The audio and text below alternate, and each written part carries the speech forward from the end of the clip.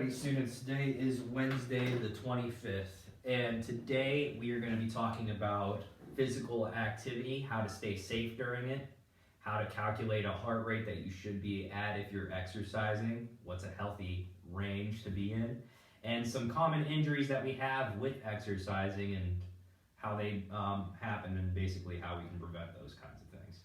So, first thing I want to start with is some math. But before I explain the math, let me tell you what we're doing. We're calculating our heart rate zone. So you might see people with Fitbits, Apple Watches, or people that run that check their pulse. What are they doing? Well, they're trying to gauge how hard they're working out. So one way people measure how intense they're working out is by using their heart rate.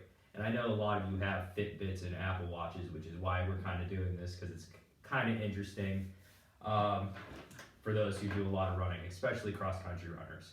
So, to do this math, we're going to take this whiteboard and I'm going to bring it up there when I'm done. That doesn't work.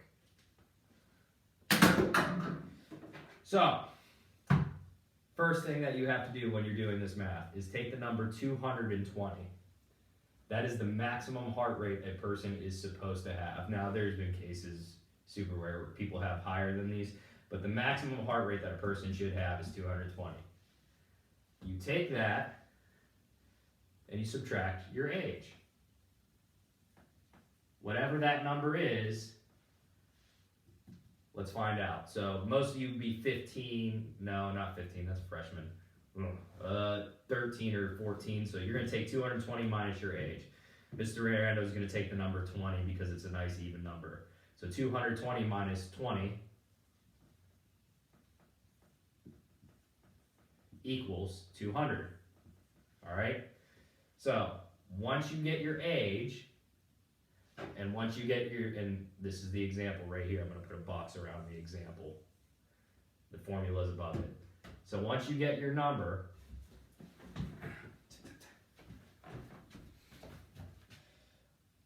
you take that number, 200, and you multiply it by how intense you want to work out. So, common intensities that people use is if they're trying to just get a little bit of a sweat going, just trying to lose weight, not really trying to get in cross-country running shape, is 60%. So you take that and you multiply it by 0.6, because 0.6 is 60%, okay? Or if they're trying to work out really, really hard, they might multiply it by 0.8, all right? So if we take 200 times 0.6, that's going to give us 120.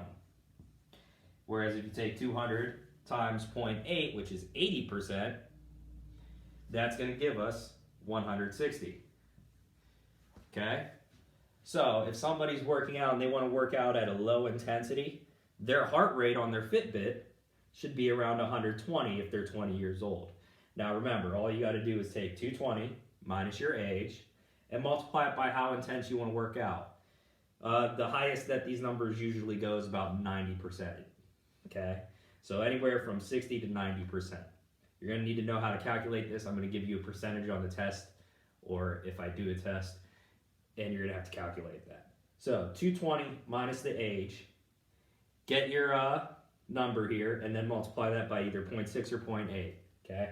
And this is definitely going to be on your homework tonight, because this is going to be the hardest thing to learn.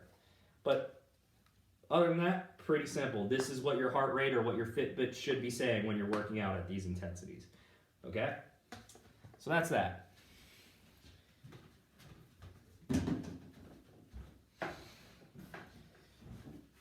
The other things that we got to talk about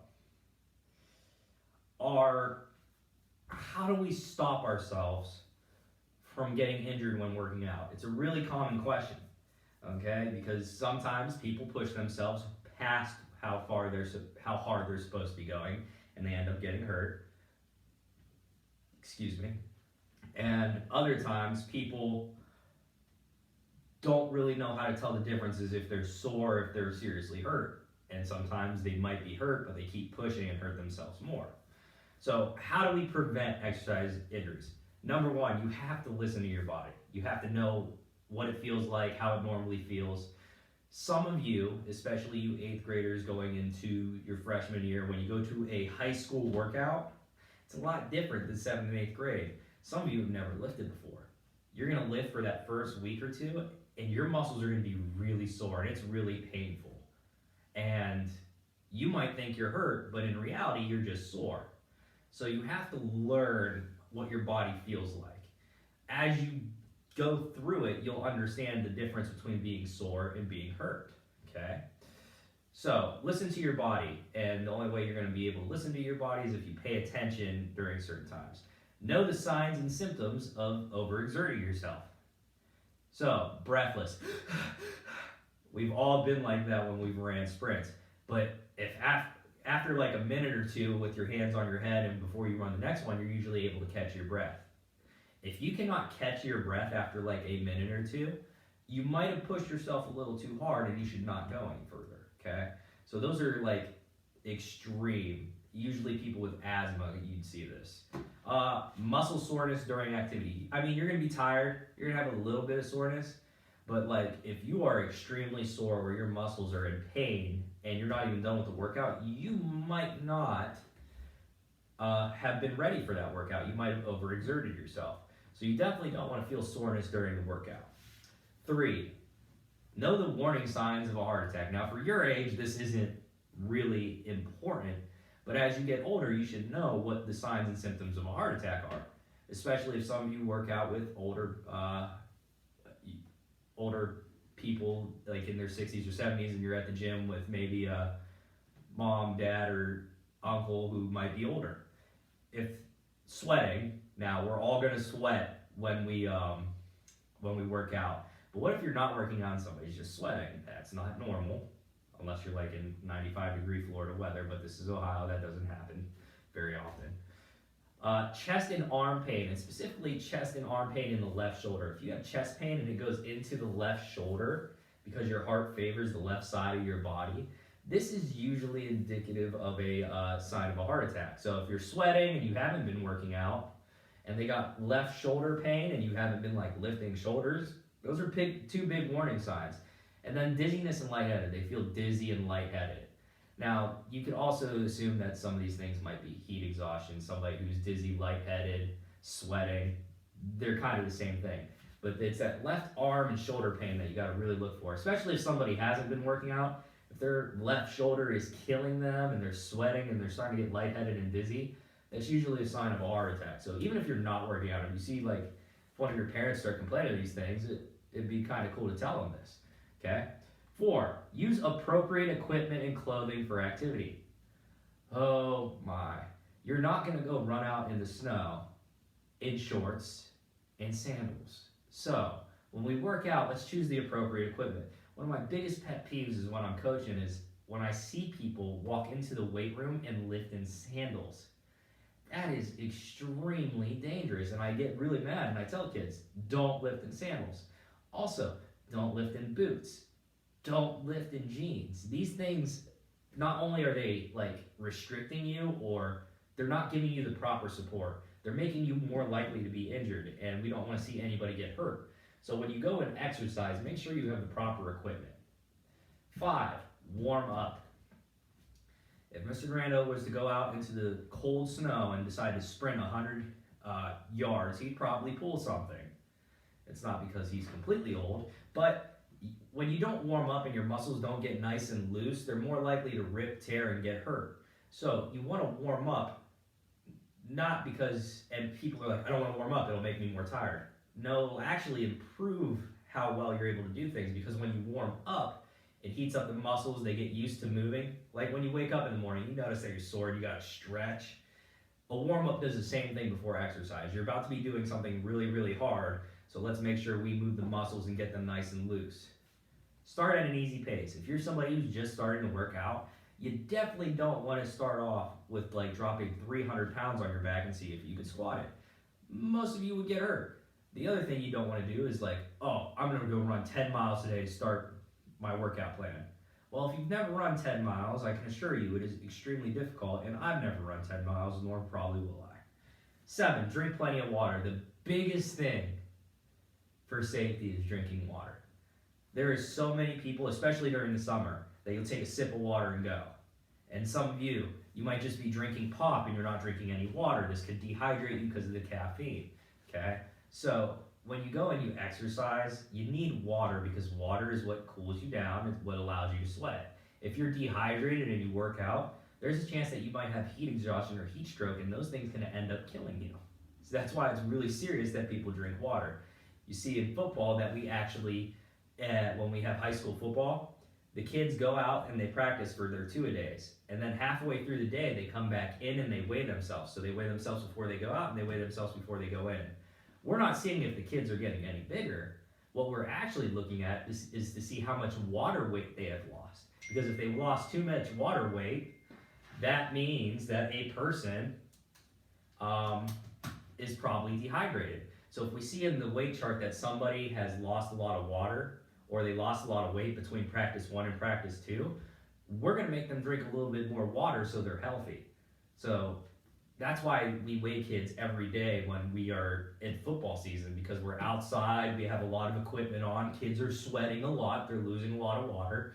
We want to make sure they're putting the water back into their system.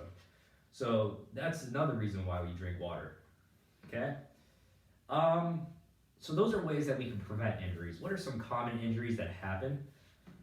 Number 1, an overuse injury. This is really, really common in baseball. Why? Because you throw with the same arm, don't you? And if you go like this every day and you use this 100 times a day and you're throwing as hard as you can, eventually you're going to overuse this because you're not giving it any break. It's going to become injured, swollen, and sore. It's very important that you give yourselves breaks. You don't want to do the same thing every single day unless you do it appropriately. If you overuse it, you're going to hurt the muscles. Microtraumas, these are small injuries that end up leading to bigger injuries, okay? So it's like somebody keeps getting a bruise on their arm, eventually it can become worse. Or one of the most common things, shin splints, which we'll talk about earlier. Somebody keeps running and running and running, and eventually their shins start to hurt. Those usually cause tiny little stress fractures, and those stress fractures can actually get a lot bigger and bigger. And if you remember March Madness a while ago, there was a player who was constantly working out. He had a small stress fracture in his leg. It kept getting bigger and bigger. His name is Kevin Ware. He jumped up to block a shot, and when his leg hit the ground, it snapped his leg. It was because over the course of time, he had stress fractures and shin splints, and the little stress fracture that was in his leg kept getting bigger and bigger. So when he finally jumped this one time and his foot hit the ground, it snapped his leg. You can look that video up on YouTube. Don't be queasy if you're going to do it. You will see a bone. Bruise, discoloration of skin. We all know what a bruise is. Black and blue, that kind of thing. Muscle cramps. Oh, we've all had a muscle cramp. This usually happens because you're dehydrated or you don't have enough electrolytes, which is what Gatorade is really good for. Gatorade is a great workout drink because it's loaded with electrolytes. Electrolytes being sodium, potassium, and other stuff. When you have that stuff in your muscles, they're not likely to cramp. And I could get into the science of that, but it's going to be really hard to explain over video. Strain, okay? You've heard the word strain and you've heard the word sprain. It's very important that you listen to these two because there's a big difference. When we train our muscles. So whenever you strain something, you are pulling a muscle, okay? Strain, pulled muscle, same thing, okay? That's when you pull a muscle or it goes back too far and it kind of rips and it's more damage than what it should be. And then we have sprains with a P. S-T-R-A-I-N, strain, you pulled a muscle. Sprain, S-P-R-A-I-N, is you pulled a ligament. Those are those things that connect your bones. So you have ligaments like here in your knee. So when you hear somebody having an ACL injury, an MCL injury, or one of those injuries, they tore a ligament or they've pulled one of the ligaments that connect the bones. It wasn't a muscle, it's a little piece of tissue that holds the bones together. So that's the difference between strain and sprain. Shin splints. That's when you have pain in the front of your leg. It's common for cross-country runners and a lot of people who distance running. They're constantly running and beating their leg on the ground, and because they're beating their leg on the ground over and over and over again, and they usually don't take like a day off. Most runners they change how much they run. They have a big day where they run, and then they have a small day where they run. Then they could run big again, so they're never really taking a break. So that puts a lot of stress on the bones, and it can cause these little shin splints, which could be stress fractures, or the muscles are really tight. It's kind of up in the air which one it is usually. But because of that, and because they don't take a break and they're constantly running, they're gonna have really sharp or dull pains in the front and side of the lower leg. Okay. Fractures. That's when you break a bone. When you break a bone, it's called a fracture. Even if your bone's way up here, like, yes, it's broken, but you fractured it. Okay. Tendinitis. That is inflammation of a tendon. Some of you might have tendinitis. Baseball players are really good with tendinitis in the elbow and the shoulder because they use it all the time, and because they keep using it, it just gets swollen. Okay. And then we have TBIs, traumatic brain injuries. These are your concussions and other stuff. So this is really common in football and even in soccer because they head the ball a lot. People get concussions. This is a blow to the head. Now, it could also be anything that's worse than the concussion. Okay? So those are potential injuries that you could have when exercising. So most of these things, like muscle cramps, strains, sprains, bruises, overuse, if you do things the way you're supposed to do them and you don't overdo it, you will be safe. If you wear the proper protective equipment, like a helmet, and you wear it correctly, that's the other part. Too many times you see kids unbuckling their chin straps or keeping it loose. You reduce your chance for injuries. And that's another big pet peeve. If you have equipment, wear it right. I once had a football player back at another school that I worked at that didn't tie his shoulder pads correctly. He left them nice and loose. He's like, I can't breathe when they're tight. Well, he can. He was just like, it made it hard. But you want them nice and tight because this kid had it spread out. His shoulder pads were all loose. Somebody hits him in the chest with their helmet, and because it was spread apart, he actually fractured the bone in his chest. Yeah. So make sure if you have equipment, you're wearing it properly. And I think that brings me to homework tonight. Homework tonight is I want you to calculate what your target heart rate was. So go back to the beginning of the video where I showed you that formula. And I'll also write it in the YouTube link. It's 220 minus your age. And you're going to calculate it for 60% and 80%. So you should have two answers, all right? So you do the first part of the formula, 220 minus your age, and then you take your age and you multiply it by 0.6 and 0.8. Do that, put the answers on, email it to me or share the Google Doc with me. By the end of this week, I'll be going through everybody's homework to make sure we turned it in, and I'll be calling those of you who haven't turned it in, or I'll be calling your parents, I should say. So let's make sure we get that turned in and emailed to me. Alrighty? Alright. That concludes today. I'll see you all tomorrow.